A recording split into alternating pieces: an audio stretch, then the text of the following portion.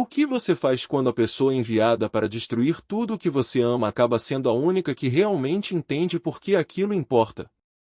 Esta história vai lembrar você de que o amor verdadeiro nunca é apenas um sentimento, é uma escolha feita ao custo mais alto possível, e que esperar por alguém corajoso o suficiente para fazer essa escolha pode mudar a forma da sua vida inteira.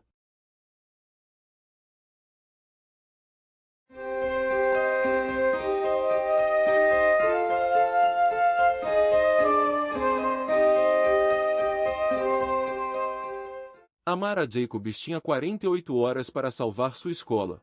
A carta estava sobre sua mesa quando ela chegou naquela segunda-feira de manhã, impecável e oficial, estampada com o nome de um escritório de advocacia que ela não reconhecia. O prédio da Rua Clove, número 14, na Cidade do Cabo, estava sendo transferido para um comprador privado. Ela tinha até quarta-feira para desocupar o imóvel ou enfrentaria medidas judiciais. Ela se sentou devagar. Do lado de fora da janela, as crianças chegavam pelo portão de ferro, rindo em 3 idiomas: Zulu, Afrikaner, inglês. Ela havia passado 11 anos tornando aquele som possível. Antes de 1994, fizera isso em silêncio, com cuidado, correndo riscos pessoais. Agora o país havia mudado. E ainda assim alguém queria aquele prédio. O nome do advogado no final da carta era Simon van der Merwe. Ele chegou na tarde seguinte. Ela esperava alguém mais velho, mais duro. O homem que entrou pela porta parecia ter uns 35 anos, com olhos claros e cautelosos e a postura de alguém que aprenderá cedo a ocupar o menor espaço possível. Vestia um terno cinza formal demais para um verão na Cidade do Cabo. Apresentou-se por completo, apertou sua mão uma única vez e olhou ao redor da sala como se já estivesse tentando memorizá-la antes que desaparecesse. Amara não lhe ofereceu chá. Ela explicou o que era a escola. 63 alunos, metade deles vindos de famílias que haviam sofrido remoções forçadas menos de uma década antes. Professores que permaneceram quando escolas com salários melhores tentaram levá-los embora. Uma biblioteca construída com livros doados e 2 anos de vendas beneficentes de bolos. Ela não falou nada disso com emoção. Falou da maneira como aprenderá a dizer coisas difíceis, com clareza, diretamente, sem dar a ninguém motivo para chamá-la de irracional. Simon ouviu com as mãos cruzadas sobre a mesa. Então disse que entendia a situação, que suas instruções eram legalmente vinculantes e que a venda já havia sido acordada. Ela perguntou quem era o comprador. Ele disse que não podia revelar. Ela se levantou. Ele também. Tinham a mesma altura, o que a surpreendeu. Ela disse que ele podia encontrar a saída sozinho. Ele voltou na quinta-feira. Ela não esperava isso. Trouxe documentos. Não os papéis de transferência que ela temia, mas algo completamente diferente: registros de planejamento urbano, históricos de arrendamento, escrituras originais da propriedade remontando a 1961. Ele espalhou tudo sobre a mesa dela sem explicações e esperou que ela olhasse. Ela olhou. E depois olhou de novo.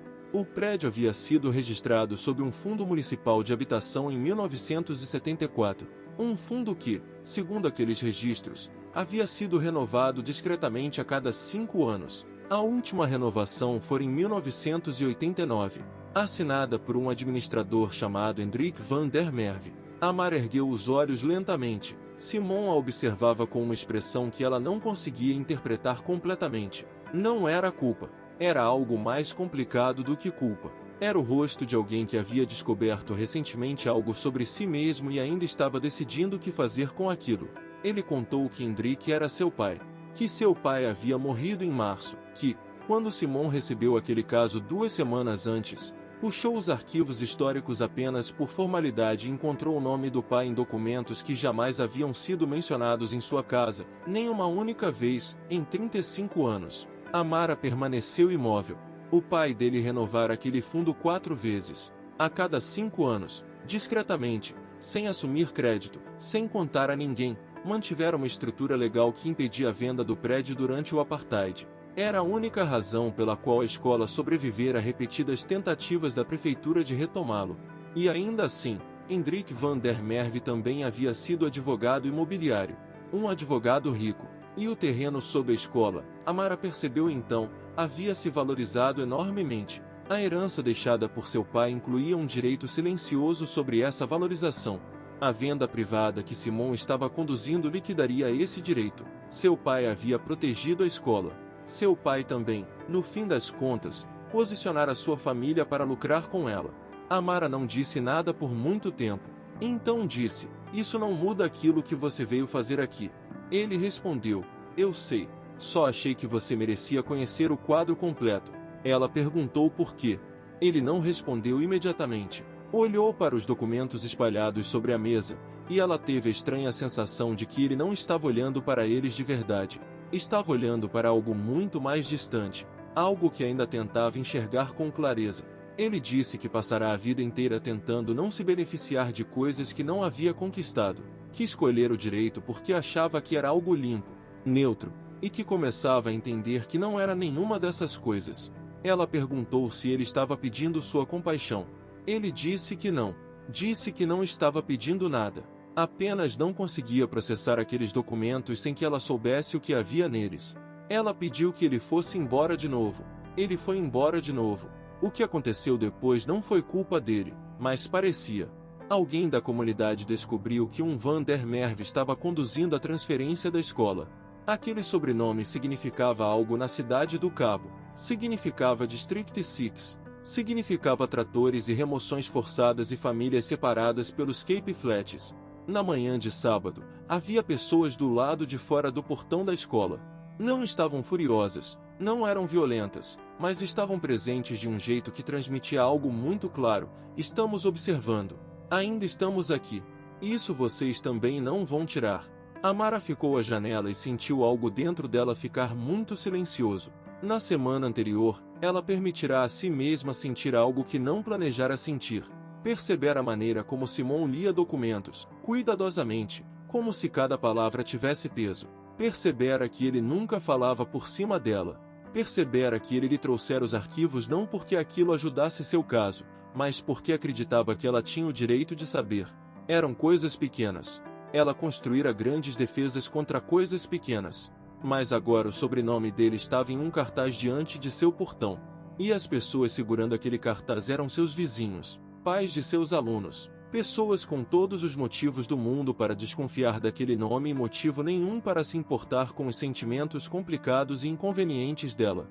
Ela ligou para ele, disse que ele não deveria mais voltar à escola, disse que deveria prosseguir com a transferência apenas pelos canais oficiais, disse que, fosse lá o que ela tivesse imaginado estar acontecendo entre eles, estava enganada.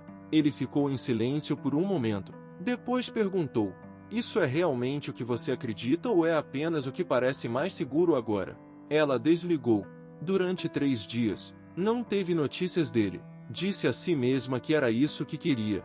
Mergulhou em reuniões de emergência com a prefeitura, em telefonemas para grupos de defesa comunitária, na redação de uma objeção formal à transferência com base em patrimônio comunitário. Ela era boa nisso. Sempre fora melhor lutando do que esperando. No 4º dia, recebeu um documento por mensageiro. Era uma notificação legal formal. Simon Van der Merwe, atuando como executor do espólio de Hendrik Van der Merwe, estava retirando a transferência da propriedade. Em seu lugar, apresentava uma proposta ao Conselho Municipal da Cidade do Cabo para reclassificar oficialmente o prédio como um fundo educacional comunitário, com Amara Jacobs listada como administradora fundadora. Anexada havia uma carta, não uma carta jurídica, uma carta pessoal. Ele escreveu que passará uma semana tentando entender quem seu pai realmente tinha sido. Um homem que fazia o bem em silêncio e ainda assim permitia danos. Um homem que protegia algo e também organizava lucrar com sua sobrevivência. Escreveu que não sabia como perdoar aquilo, nem mesmo se perdão era a palavra certa, mas sabia que não queria ser o fim da história que seu pai começara. Queria ser algo diferente. Não porque isso fosse consertar alguma coisa, mas porque era a única atitude honesta que ainda lhe restava. Escreveu que entendia se ela nunca mais quisesse vê-lo. Escreveu que a proposta legal seguiria de qualquer maneira. Não estava abrindo mão de seu direito em troca de algo. Estava abrindo mão porque era o certo. Terminou a carta dizendo: "Acho que você fez certo em não confiar em mim imediatamente. Acho que confiança deve ser lenta e difícil e acho que você conquistou o direito de definir o ritmo de absolutamente tudo." Amara leu a carta 2 vezes. Depois ficou muito tempo sentada com ela.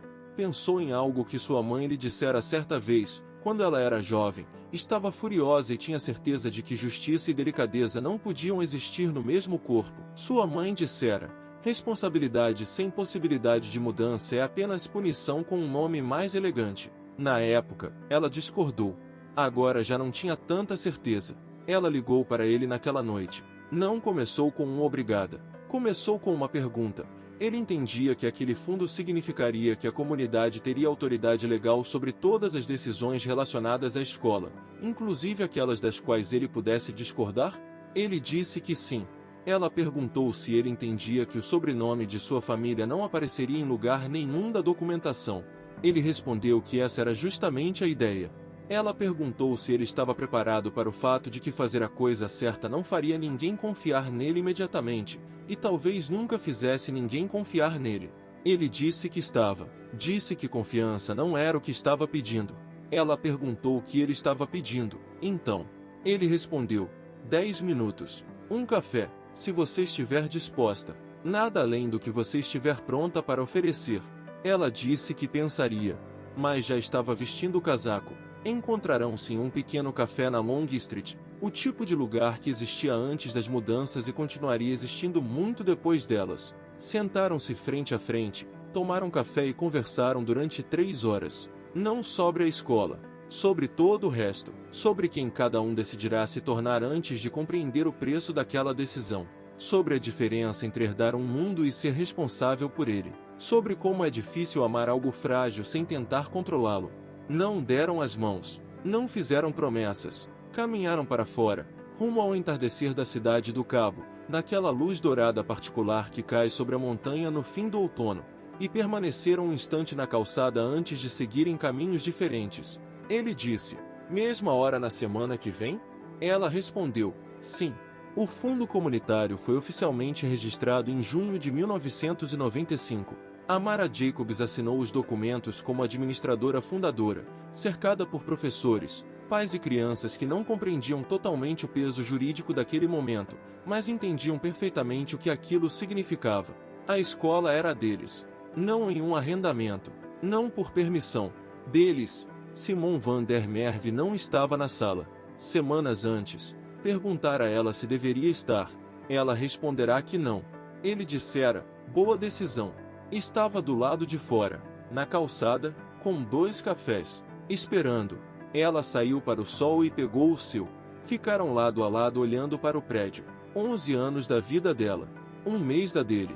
Uma história que não era culpa de nenhum dos dois e responsabilidade de ambos. Ela disse: obrigada. Ele respondeu: não fiz isso por agradecimento. Ela disse: eu sei.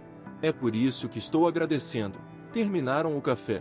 Ele perguntou se ela tinha planos para jantar. Ela disse que não. Ele disse que conhecia um lugar.